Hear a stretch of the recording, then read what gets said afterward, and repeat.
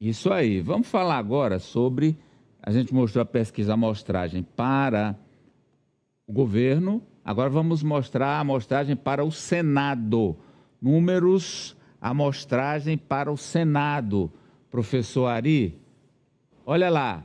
O senador Marcelo Castro, do MDB, lidera a disputa com 51,16% das intenções de voto. Em segundo lugar, aparece o senador Ciro Nogueira, do PP, com 40,34%. Em terceiro lugar, o deputado federal Júlio César, do PSD, com 27,32%. E em quarto, o presidente do PP, Joel Rodrigues, com 20,62%. Há um outro cenário em que o Instituto Amostragem pergunta e acrescenta, com apoio de Lula. E aí o quadro se altera, Ari. Apoiado por Lula, Marcelo tem 54,31%. Júlio César sobe para 37,94%. O senador Ciro Nogueira, 35,03%. E Joel Rodrigues, 19,80%. Esses são os números da pesquisa, a amostragem para o Senado. E vamos repercutir essa pesquisa com um dos disputantes, o senador e candidato à reeleição, Marcelo Castro. Boa tarde, senador. Muito obrigado por ter aceito o nosso convite. Prazer aqui, mais uma vez, estar no seu programa. São números benfazejos? Se tiver uma vitamina para candidato, é sair em primeiro lugar nas pesquisas, né? Então, essa pesquisa é muito boa para mim e para o governador Rafael Fonteles. Porque em todas as simulações que foram feitas, o Rafael... E nós mostramos agora há pouco. Vai de 78 a 89. Então, o índice aí quase todas superior a 80%. Esse talvez seja um fato inédito, né, na nossa história.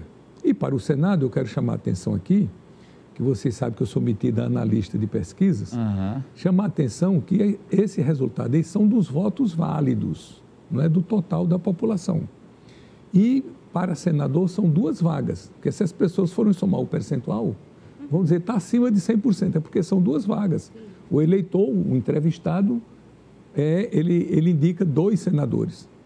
Então, Amadeu, eu fico muito agradecido aqui à população do Piauí, que, graças a Deus, está reconhecendo o nosso trabalho. Eu cheguei como senador, né? Eu cheguei lá há 6 anos, tenho trabalhado incansavelmente, graças a Deus tenho tido boas projeções, porque fui presidente da Comissão de Orçamento, fui relator geral do Orçamento, fui autor da PEC da transição, né? Sou relator do Código Eleitoral, fui presidente da Comissão de Educação, uma das comissões mais importantes do Senado, fui presidente da Comissão de Desenvolvimento Regional e sou indicado agora para ser presidente da Comissão de Saúde. Todas comissões de grande relevância. Tenho ajudado muito o Estado, tenho ajudado muito Teresina e eu vejo que o povo do Piauí está antenado, está ligado, está reconhecendo o meu trabalho. Aqui dando uma de mão santa, ele gostava de dizer nos comícios dele, o caminho mais perto do voto é o trabalho. E eu mais curto. O caminho mais curto do voto é o trabalho. E eu digo, o caminho mais longo para o voto é o desespero. O caminho mais distante para o voto é o desespero. Agora, antes de passar para os jogadores, o Ari lembrou muito bem aqui que no pós-jogo que o senhor participou há uns 15 dias, não foi isso? Isso. O senhor disse assim, não. Quando foi perguntado sobre candidaturas majoritárias, o senhor disse assim, não, calma aí. O único candidato dessa eleição de 26 confirmado é o Rafael. Ele falou, o candidato é o Rafael. Então, o senhor está alegre com esses números aí para o Senado, mas o senhor nem é candidato, nem assume. Agora o senhor assume? É candidato à reeleição, está disputando, está em campanha ou não? Deixa eu esclarecer aqui para não ficar nenhuma dúvida sobre o que eu falei. Eu quero ser candidato. O Júlio César quer ser candidato. Flávio Nogueira quer ser candidato. Francisco Costa quer ser candidato. Quer dizer, todos nós somos da base do governo. Então, eu sou o presidente do MDB. Eu acho que o MDB não me negaria a minha indicação para candidato a senador. Mas eu sou candidato só do MDB ou sou candidato de um conjunto de forças que compõem a base do Rafael Fonteles? Se eu sou candidato de um conjunto de forças, eu não posso chegar e dizer eu sou candidato, porque se eu digo eu sou candidato, eu estou dependendo só das minhas forças. Quer dizer, se eu não tiver o apoio dos demais, eu serei candidato? Eu não serei candidato. Então, eu só serei candidato se tiver o apoio dos demais. Acredito que não haverá óbice, que não haverá empecilho, e que eu serei candidato desse conjunto, como fui em 2018. Mas enquanto o grupo político não se reunir sob a coordenação do governador Rafael Fonteles e oficialmente tomar a decisão, evidentemente que eu não posso botar o carro diante dos bois. Eu posso me apresentar como eu tenho o desejo de ser candidato, de ir para a reeleição. Conto com o apoio do meu partido e estou buscando o apoio dos demais partidos, mas a definição só virá quando a gente sentar à mesa. Mesmo porque não tem só 2 candidatos à base do governo. Eu citei aqui 4 e é capaz até de ter mais. Ari. Bem, a gente trouxe aí os números diferentes quando o entrevistador da pesquisa cita o presidente Lula. Com o apoio de Lula, o senhor sobe. Com o apoio de Lula, o senhor lidera nos 2 cenários, né? O senhor lidera com ou sem o apoio do Lula, o senhor está liderando. Eu vou pegar um outro elemento, que é o deputado federal Júlio César. Sem o apoio do Lula, sem ser mencionado esse apoio, ele está em terceiro e o Ciro está em segundo. Quando cita o Lula, ele passa para segundo e o Ciro para terceiro. Só que a gente já viu aqui, Fábio Novo apoiado por Lula, ele tinha um percentual bem mais alto. Quando não citava o Lula, o percentual dele era mais baixo. Rafael também usou essa estratégia muito bem sucedida em 2022. Com a sua experiência, dá para atrelar? O Lula vai ser determinante para a definição do voto de Senado? Bom, como é que a gente analisa o futuro? A gente analisa com os dados do passado e do presente. Ari, de 2002 para cá, todos os governadores do Piauí e todos os senadores eleitos pelo Piauí estavam do lado do Lula. Então, o Lula tem sido uma peça decisiva, determinante das eleições aqui no Piauí. Bom, isso é um atestado de que sempre será assim? Não. Não quer dizer que sempre será assim, mas tem sido. Então, ninguém pode desconhecer a importância e a força do Lula nas eleições do Piauí, sobretudo nos cargos majoritários. É claro que cargo proporcional, a influência é muito menor, mas os cargos majoritários têm sido uma influência decisiva, determinante. Poliana. Senador, eu vou repetir para o senhor, como a gente não tem aqui a gravação, uma pergunta que eu fiz hoje de manhã, né? O Areta já trouxe a informação de que essa fusão cruzada, PSD e MDB, ela já está acertada, o governador já disse, já bateu o martelo, mas o senhor falou, são questões que dependem dos líderes e do colegiado dos partidos. Do seu entendimento, MDB e PSD estão caminhando para essa fusão cruzada de maneira saudável ou está mais difícil o relacionamento, o entendimento dessa vez do que foi na última eleição estadual? Deixa eu lhe dizer, para o conjunto do governo, o ideal é que nós tivéssemos o menor número de chapas, porque cada chapa, Amadeu, deixa uma sobra. Então, se tem uma chapa só, tem uma sobra. Se tem 2 chapas, tem 2 sobras. Se tem 3 chapas, tem 3 sobras. Se tiver 4 chapas, tem 4 sobras. Quando você junta essas sobras, poderia eleger um deputado federal a mais, poderia eleger 1 ou 2 deputados estaduais a mais. Então, do ponto de vista matemático, para a eficiência da apuração do voto, é mais vantajoso para o grupo do governo ter o menor número de chapas possível.